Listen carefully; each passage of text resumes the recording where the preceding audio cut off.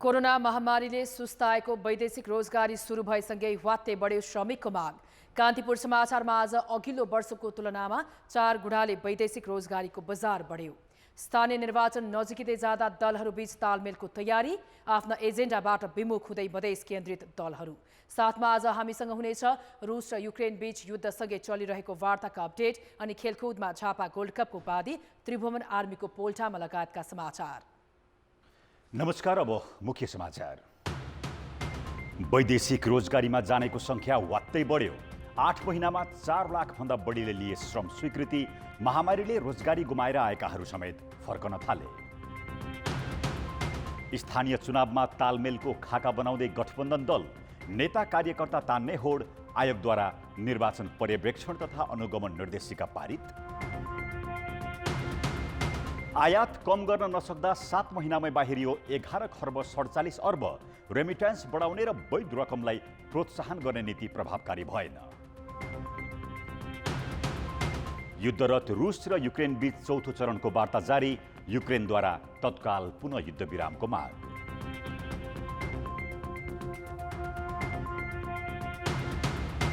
र विभागीय टिम आर्मीलाई चौथो पटक झापा गोल्ड कपको उपाधि। फाइनलमा आयोजक 2-1 गोलले स्तब्ध।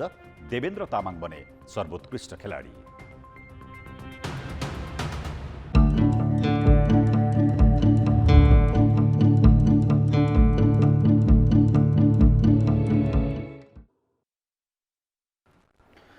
कोरोना महामारीले झण्डै 3 वर्षसम्म सुस्ताएको वैदेशिक रोजगारी पुनः लयमा फर्किएको छ। वैदेशिक रोजगार विभागले दैनिक 1600लाई श्रम स्वीकृति दिइरहेको छ। अहिलेकै तुलनामा माग आए यो वर्ष रोजगारीका लागि विदेशिनेको संख्या 7 लाख नाग्ने आकलन गरिएको छ। वैदेशिक रोजगार विभागका अनुसार साउन यताको 8 महिनामै 3,80,000 भन्दा धेरै श्रमिकको माग आएको छ, जबकि गत वर्ष यो अवधिमा 75,000 को मात्र माग आएको थियो।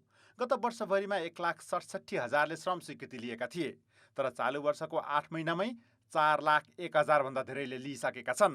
यो तथ्याङ्कले वैदेशिक रोजगारीको क्षेत्रले पुनः लय लिएको देखिन्छ। पोहोरको आर्थिक वर्षमा हेर्ने भने अलिक कमै देखियो होइन, अहिले साउनदेखि बढ्दैको अवस्था पनि भयो र अहिले पनि जस पोहोरको तुलनामा चाहिँ अहिले बढिरहनु भएको छ। अहिले यो जुन कोभिडको चाहिँ तेस्रो सङ्क्रमण पनि अहिले मत्थर पनि भएको अवस्था पनि भयो होइन। कोरोना महामारीका कारण 28 महिनादेखि रोकिएको मलेसियाको रोजगारी फेरि खुलेको छ। कोरिया सरकारले पनि आउँदो वर्षका लागि 9,000 भन्दा धेरै श्रमिक लिने प्रक्रिया सुरु गरिसकेको छ। खाडी राष्ट्रसहित युरोपेली मुलुकबाट समेत श्रमिकको माग बढेको छ। त्यही कारण यो वर्ष धेरै श्रमिक वैदेशिक रोजगारीमा जाने अनुमान व्यवसायीको छ। कम्तीमा पनि यो वर्ष 7 लाख वैदेशिक रोजगारको निमित्त नेपाली दाजुभाइ दिदीबहिनीहरू विभिन्न खाडीका मुलुक लगायत युरोपका मुलुकहरूमा पनि जान्छ। र अर्को कुरा चाहिँ एकदमै राम्रो कुरा चाहिँ के पक्ष छ भन्दाखेरि अहिले युरोपमा पनि माग अत्याधिक रूपमा बढेको छ। कोरोनाका कारण रोजगारी गुमाएर फर्किएकाहरू पनि पुनः जान थालेका छन्। स्वदेशमा अवसर नपाउँदा विदेशिनेको संख्या बढोत्तरी भएको हो। युवा शक्ति बाहिर जाने यो प्रवृत्तिले स्वदेशमा रोजगारीका कति पनि नयाँ अवसर सिर्जना नभएको देखाउँछ। कान्तिपुर समाचारका लागि क्यामेरामा राजेन्द्र महर्जन र रूपक कोइरालाका साथ सुमन पन्थ, काठमाडौँ। सङ्घीय सरकारले युवा पुस्तालाई स्वदेशमा रोजगारीको अवसर दिन प्रधानमन्त्री रोजगार कार्यक्रममा थुप्रै बजेट खर्च गरेको छ। प्रदेश सरकारले पनि युवा लक्षित रोजगार कार्यक्रम ल्याउन मुख्यमन्त्री रोजगार कार्यक्रम ल्यायो, तर पनि रोजगारका लागि युवा विदेशिने क्रम घट्न सकेको छैन। कर्णाली प्रदेशमा मात्रै 3 महिनामा 700 भन्दा बढी युवाले खाडी मुलुक जान श्रम स्वीकृति लिएका छन्। मुख्यमन्त्री रोजगार कार्यक्रमबाट कर्णालीका 718 वडामा 2 अर्ब 97 करोड 71 लाख 51 हजार बजेट खर्च भयो। कोभिडबाट प्रभावित भएका बेरोजगार युवाहरूलाई केन्द्रित गरी आफ्नो गाउँठाउँको विकास आफै गर्न जनसङ्ख्या, गरिबी र विकटताका आधारमा प्रत्येक वडामा कम्तीमा 33 लाखदेखि 65 लाखसम्मको बजेट मुख्यमन्त्री रोजगार कार्यक्रमबाट बेरोजगार युवाहरूलाई रोजगारी दिने व्यवस्था गरिएको थियो। तर पनि कर्णालीका 4,658 जना युवा बेरोजगार भई खाडी मुलुक विदेशिन बाध्य भएका छन्। अझै छिमेकी मुलुक भारत जानेको त तथ्याङ्क नै छैन। म लगायत नेपालका जति पनि युवाहरू छन् तिनीहरू यहाँ बसेर बेरोजगार नै भएको अवस्थामा फेरि जुन गएको ठाउँ थियो त्यहाँ नै फर्किने अवस्था देखिएको कारणले गर्दाखेरिमा म पनि अहिले श्रम स्वीकृति गर्न आएको हो। कर्णाली प्रदेशबाट 3 वर्षको अवधिमा 4658 जनाले श्रम स्वीकृति लिएका छन्। यो सङ्ख्या अनलाइन बाहेक कार्यालयमै उपस्थित भएर पुनः श्रम स्वीकृति लिनेहरूको हो। चालु आर्थिक वर्षको पुस मसान्तसम्म 1013 जनाले श्रम स्वीकृति लिएको कार्यालयले जनाएको छ। हालसम्म प्रदेशबाट 77 जना महिलाले वैदेशिक रोजगारीका लागि दोस्रो पटक श्रम स्वीकृति लिएका छन्। प्रदेश कार्यालयले एक पटक विदेशमा रोजगारी गरेर आएका र फेरि जान चाहेकाहरूलाई श्रम स्वीकृति दिँदै आएका छन्। अनलाइनबाट सेवा दिन थालेपछि प्रदेश कार्यालयमा आउनेको सङ्ख्या कम भए पनि केन्द्रीय कार्यालयमा आउनेको सङ्ख्या भने धेरै रहेको श्रम तथा रोजगार कार्यालयले जनाएको छ। सबै प्रदेशका कार्यालयहरूमा चाहिँ अलिकति फ्लोहरू कम भएको छ, जसको बायोमेट्रिक छैन उहाँहरू चाहिँ अफिसमै आउनुहुन्छ होइन, प्रदेश कार्यालयहरूमा आएर लिनुहुन्छ। जसको चाहिँ बायोमेट्रिक छ उहाँहरूले चाहिँ काठमाडौँ कार्यालयबाट चाहिँ श्रम स्वीकृति लिनुहुन्छ। प्रधानमन्त्री तथा मुख्यमन्त्री रोजगार कार्यक्रमका अरबौं रुपैयाँ सडक र नाला सफा गरेर सकिएको छ। रोजगारसँग जोडिएका सरकारी कार्यक्रमहरूलाई कार्यकर्ता पोस्ने र विकास निर्माणमा सक्ने हो भने बेरोजगारी समस्या र विदेश पलायन हुने क्रम थप बढ्ने निश्चित छ। कान्तिपुर समाचारका लागि क्यामेरामा नवीन साईका साथ कमल पन्त, वीरेन्द्रनगर, सुर्खेत। अब जनताको आवाज हामीले 7 प्रदेशमा सोधेका छौँ। स्वदेशमै रोजगारी सृजना गर्न के गर्नु पर्ला? जनताको आवाज। शिक्षा, त्यसपछि कल कारखाना र तेस्रो भनेको खेतीयोग्य जमिन भयो भने युवाहरूले स्वरोजगार यही देशमै पाउने। रोजगार दाता तयार गर्न सक्नुपर्छ। भर्खरका युवाहरूलाई जुन फाल्तु बस्नु भएको छ उहाँहरूलाई चाहिँ रोजगारी सम्बन्धी तालिम दिएर प्राविधिक शिक्षालयहरूको विकास गर्नु पर्यो। सरकारले लगानी बढाउनु पर्यो। हाम्रो देशमा कर कारखाना भएको भए अझै राम्रो हुन्थ्यो। हाते चियादेखि राडी पाखी ढाका बनेर पनि हामी स्वदेशमै रोजगारी बन्न सकिन्छ। स्थानीय स्रोत र साधनको समुचित उपयोग गर्नु पर्यो। सरकारले पर्यटन क्षेत्रमा लगानी बढाउनु पर्यो। लगानीकर्ताहरूलाई सरकारी तर्फबाट प्रोत्साहन गर्नुपर्छ। राज्यले सिक्नुमूलक तालिम दिनु आवश्यक लाग्छ। जग्गा खाली भएको ठाउँमा चाहिँ त्यही कृषि उत्पादन गयो भने हामी रोजगारी पनि त्यही हो। त्यतिकै बसिराख्नु भएको छ उठामा अब तालिम लिएर पनि अनि केही अब सरकारले पनि व्यवसाय गर्नु पर्यो। युवाहरूलाई रोजगारीको तालिम दिनु पर्यो। कल कारखाना भएदेखि जानुपर्ने थिएन। स्वदेशी उत्पादनको बिक्री वितरण स्वदेशमा नै हुनुपर्ने ग्यारेन्टी गर्नु पर्यो। पर्यटनहरूसँग जोडेको कुराहरूलाई पनि चाहिँ त्यहाँको रैथाने संस्कृतिसँग जोडियो भने पनि चाहिँ आय स्रोतसँग जोडिन्छ। सिजन लेभलको तरकारी खेती गर्ने, सिजन लेभलको फलफुल खेती गर्ने। जुन हामी खोजिरहेछौँ घरमा त्यो चिजको फ्याक्ट्री लगाएर उहाँलाई उत्थान गर्नको लागि त्यसै फ्याक्ट्रीमा रोजगार दिएर उत्थान गर्न सकिन्छ। सिपलाई सबैभन्दा ठुलो महत्त्व दिनुपर्छ। सरकारले चाहिँ व्यवसाय गर्ने वातावरण बनाइदिनु पर्यो।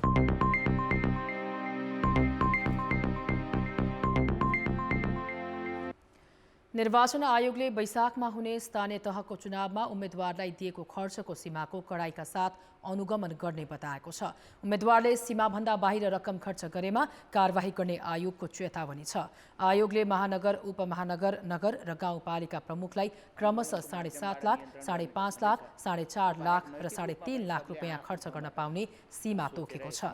आयोगले स्थानीय तह निर्वाचनको पर्यवेक्षण र अनुगमन निर्देशिका पारित गरेको छ। यस्तै आर्थिक व्यवस्थापन कार्यविधि पनि आयोगले पारित गरेको छ।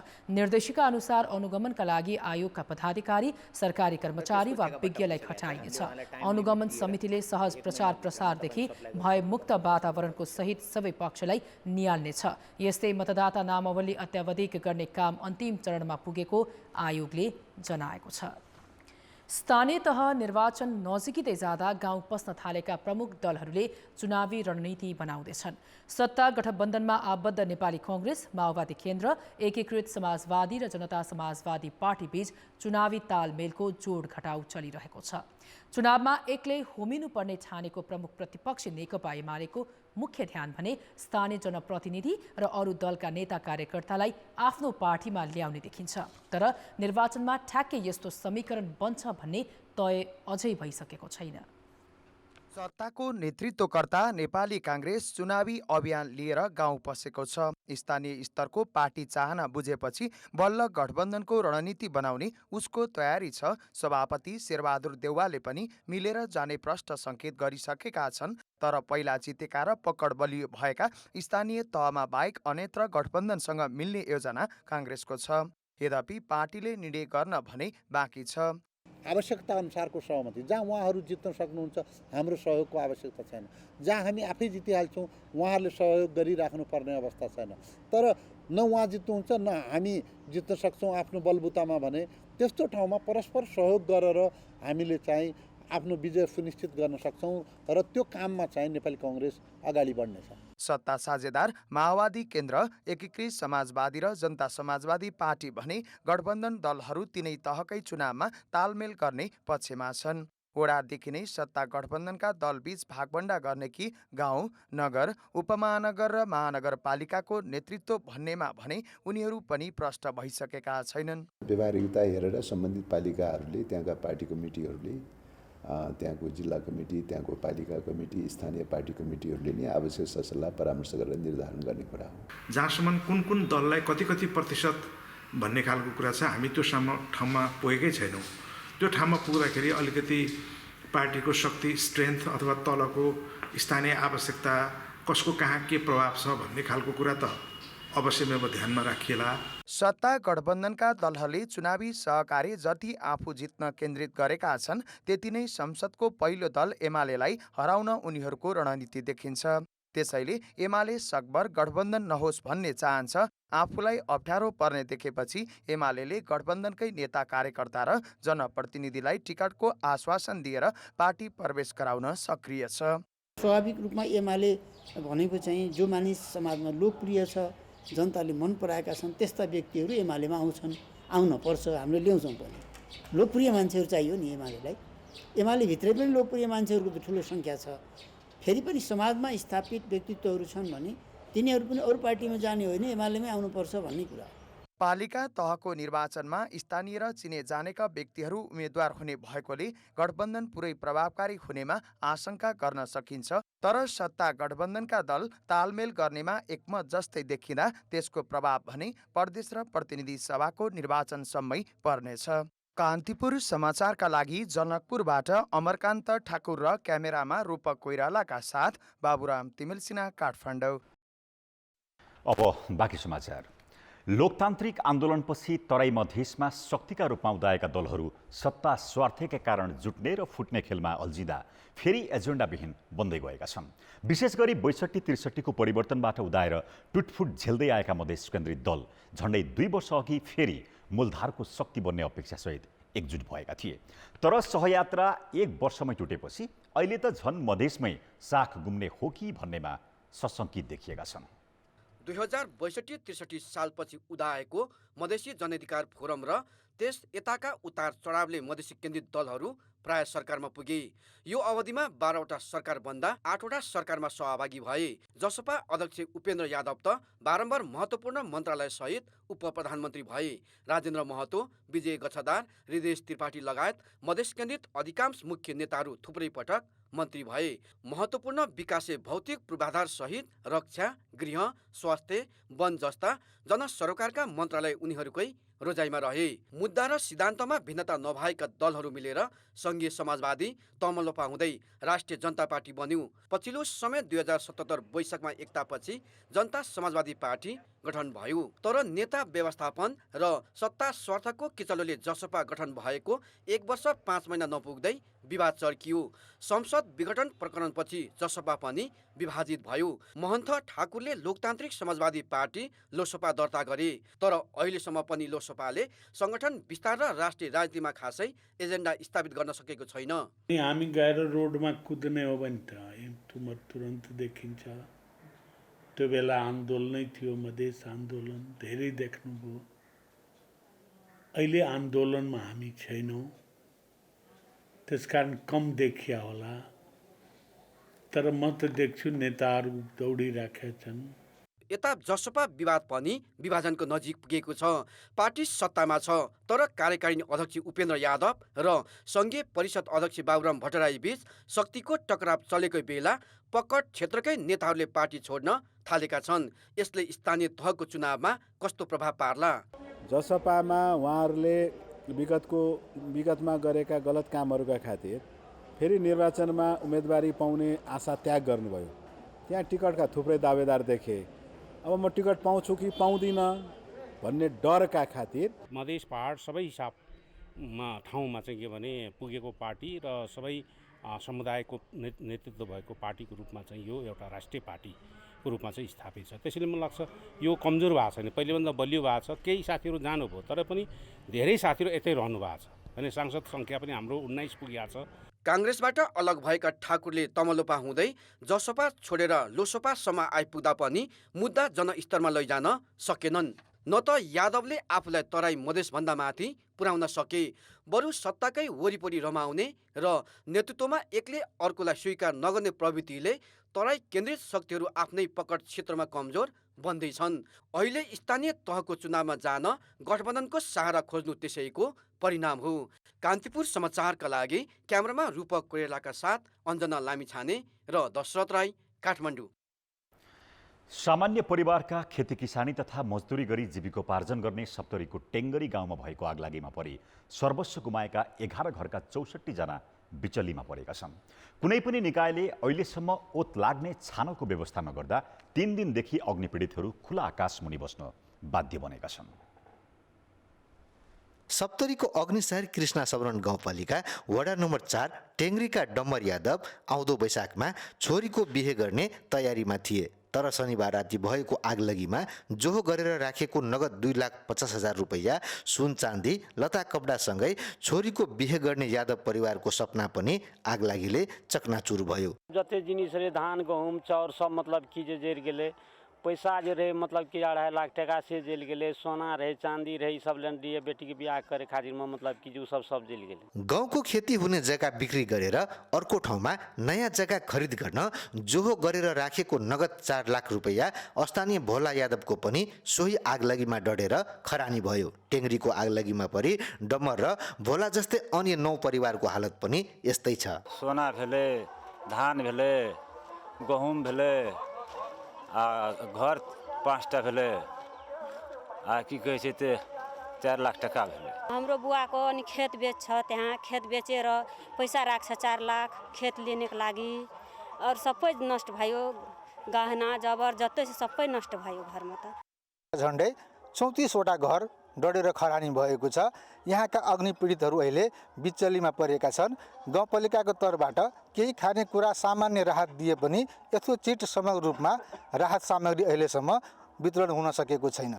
शनिबार मध्यरातमा भएको आगलगीमा 2 करोडको धनमाल क्षति भएको र आगलगी कुन कारणले भएको अहिलेसम्म यकिन हुन सकेको छैन। आगलगीबाट गाउँका 34 वटा घरगोठ जलेर खरानी भएका छन्। स्थानीय सरकारले 11 अग्निपीडित परिवारलाई 25 केजी चामल र मुराई चुरा बाँडेको छ। हामीले सबै दात्री संस्थाहरूबाट माग्ने र आफू चाहिँ गाउँपालिकाले पनि राहत विपद व्यवस्थापन कोषबाट यहाँ गर्न सक्ने भोलिदेखि नै हामी छानाको प्रोग्रामहरू गर्ने काम चाहिँ अगाडि बढाएका छौँ।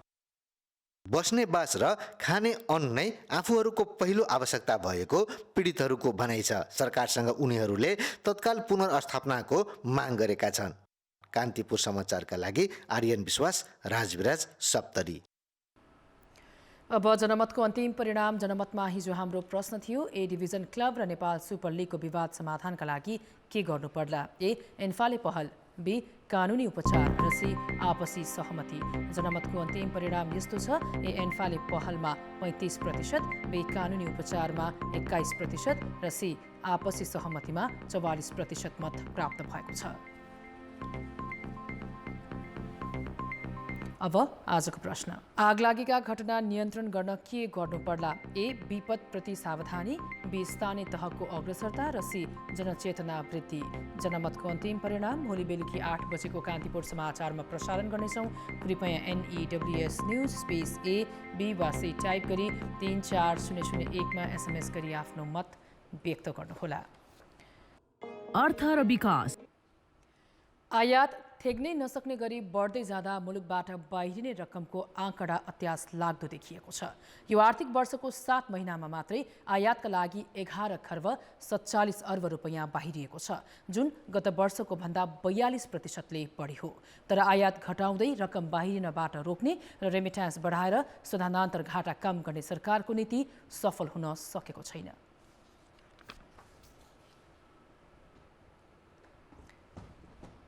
अवैध कारोबार अर्थात् हुन्डीबाट रेमिट्यान्स आउने क्रम बढेपछि रेमिट्यान्सबाट ब्याङ्कमा आएको निक्षेपलाई 1% बढी ब्याज दिएर ब्याङ्किङ प्रक्रियाबाट रकम जम्मा गर्ने राष्ट्र ब्याङ्कको योजना पनि असफल भएको छ। अहिले पनि रेमिट्यान्स गत वर्षको तुलनामा कम नै आइरहेको छ। गत वर्षको तुलनामा रेमिट्यान्स 4.9%ले कमी आएको देखिन्छ।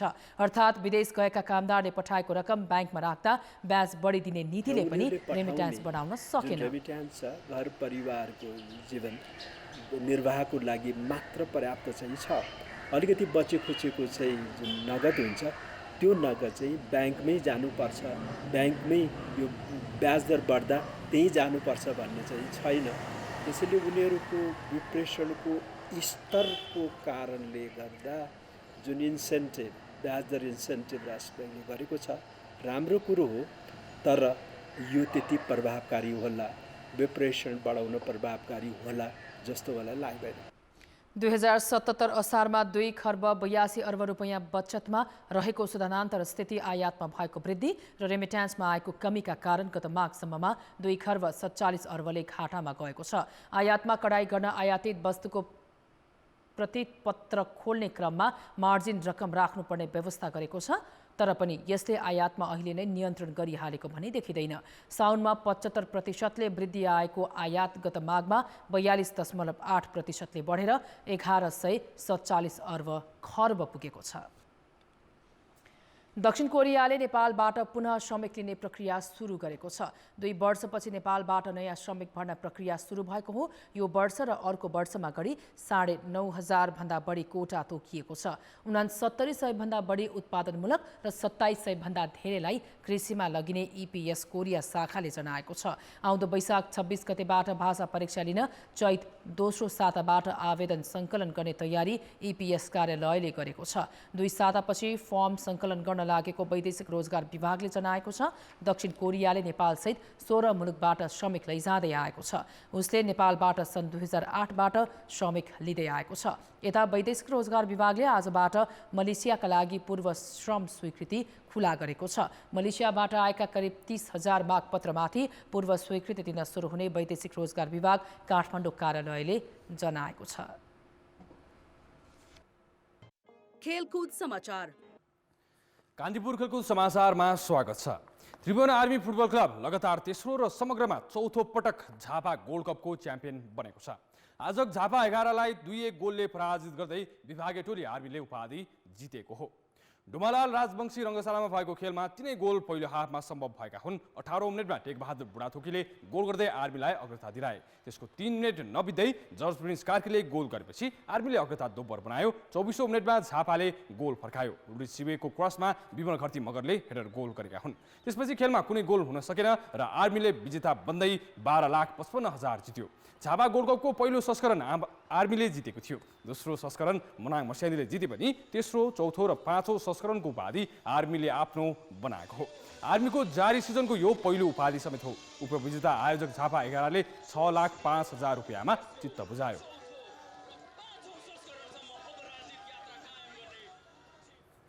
झापा 11का डिफेन्डर देवेन्द्र तामाङ झापा गोल्ड कपको सर्वोत्कृष्ट खेलाडी घोषित भएका छन्।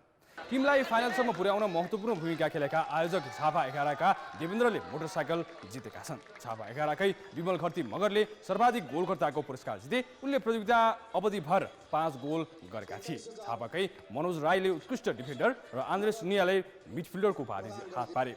उत्कृष्ट गोलरक्षकको उपाधि आर्मीका विकेश कुथुले जिते भने आर्मीकै नवीन नेपालीले उत्कृष्ट प्रशिक्षकको पुरस्कार प्राप्त गरे। विधागत रूपमा उत्कृष्ट भएका सबैले जनही 25,000 रुपियाँ प्राप्त गरेका छन्।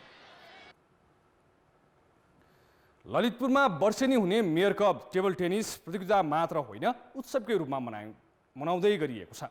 फ्लड लाइटमा खेलाइने प्रतियोगितामा विभिन्न उमेर समूहका सयौं खेलाडी सहभागी हुन्छन्। दर्शकको उपस्थिति पनि लोभलाग्दो रहन्छ। 3 दशकभन्दा लामो इतिहास बोकेको यो प्रतियोगिताले राष्ट्रिय खेलाडी उत्पादनमा समेत सघाउँदै आएको छ। ललितपुर सुन्धाराका पन्नालाल साक्यसँग 2040 सालभन्दा अघि नै रातभर टेबल टेनिस खेलेको स्मरण छ। पुरानो सम्झना पनि धेरै छ। 39 सालको त्यो मापालमा फाइनल यस्तै वातावरण थियो। त्यो बेला सिमेन्टको बोर्डमा आधुनिक खेल सामग्री बिना नै प्रतियोगिता हुन्थ्यो। त्यसपछि रोकिएको प्रतियोगिताले 2075 सालमा मेयर कपको नाममा निरन्तरता पाएको हो। ललितपुरमा हुने जिल्ला स्तरीय मेयर कप टेबल टेनिसलाई स्थानीयले प्रतियोगिताभन्दा बढी उत्सवको रूपमा मनाउँछन्। पहिलेदेखि नै अब यहाँ त पहिलादेखि नै अब यस्तै माहौल भइरहने ठाउँ नै हो यो हाम्रो यो कर्णावती महाविहार भन्ने ठाउँ। धार्मिक र खेलकुदको अब पहिलेदेखि नै यस्तै वातावरण हुने ठाउँ हो यो। कोरोना महामारीपछि यो वर्ष फेरि ललितपुरमा टेबल टेनिसको माहौल फर्कियो। गवाहालमा भएको रात्रिकालीन मेयर कप टेबल टेनिसको यो तेस्रो संस्करण हो। प्रतियोगिता खेल्न स्थानीय तह र अन्य निकायबाट खेलाडीले आर्थिक सहयोग तथा खेल सामग्री पाएका छन् भने ललितपुरमा निजी एकाडेमी समेत निर्माण भएका छन्। एकाडेमीको पनि वृद्धि विकास भयो अनि एउटा कमर्सियलाइज पनि भयो र राष्ट्रिय स्तरमा राष्ट्रको प्रतिनिधित्व गर्दै अन्तर्राष्ट्रिय प्रतियोगिता खेल्न जाने खेलाडीहरूको लागि पनि सहयोग पुग्यो यसले। खेलाडीहरूले पनि टेबल टेनिस समर्थकको घुइँचो यहीँ देख्छन्। त्यसैले त राष्ट्रिय र अन्तर्राष्ट्रिय प्रतियोगिता खेलिसकेका खेलाडी समेत ललितपुरको टेनिस मेला खेल्न र हेर्न लोभिन्छन्। त्यो अर्कै खालको लागि यस्तो राम्रो माहौल हेर्न पाइन्छ कि होइन, त्यो आफैमा एकदमै डिफ्रेन्ट एक्सपिरियन्स हुन्छ। अनि त्यसलाई यसरी चाहिँ मनाइन्छ कि सेलिब्रेसन जस्तै गरेर स्पोर्ट्समा त नभइकन चाहिँ त्यस्तो सेलिब्रेसन जस्तो गरेर गर्ने भएको भएर चाहिँ यहाँ आउनुको चाहिँ छिट्टै नै रमाइलो छ। ट्रेनिङ गर्दाखेरि सिकिरहेकोहरू यता गेममा युज गर्छु अनि अलि रमाइलो लाग्छ खेल्न। नेपालमा केही आशा लाग्दा खेलमध्ये पर्छ टेबल टेनिस। त्यही खेलमा पनि पर्याप्त लगानी र खेलाडी प्रोत्साहनको अभाव छ। यो स्थितिमा ललितपुर टेबल टेनिस सङ्घले आयोजना गरेको रात्रिकालीन प्रतियोगिताले खेलाडीमा बेग्लै उत्साह मात्र दिएको छैन, टेबल टेनिसको विकासमा महत्त्वपूर्ण भूमिका खेलेको छ। कान्तिपुर समाचारका लागि क्यामेरामा विनोद कोजुका साथ रेवन दाहाल, काठमाडौँ। कान्तिपुर खेलकुद समाचार अहिले यति नै। अब मौसम।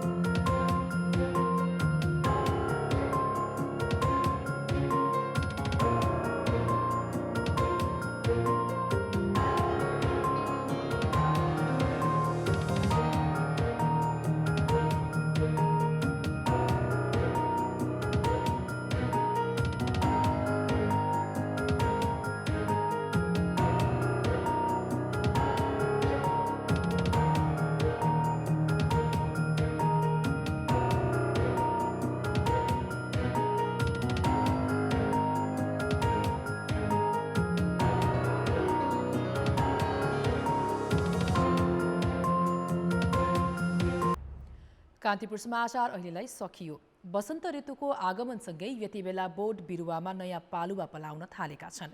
ठकमक्क फुल्न थालेका फूलहरू हेरिरहँ लाग्छ। काठमाडौँमा पनि सडक तथा पार्कमा फुलेका आरु र पैयुले सहरी सौन्दर्य थपेको छ।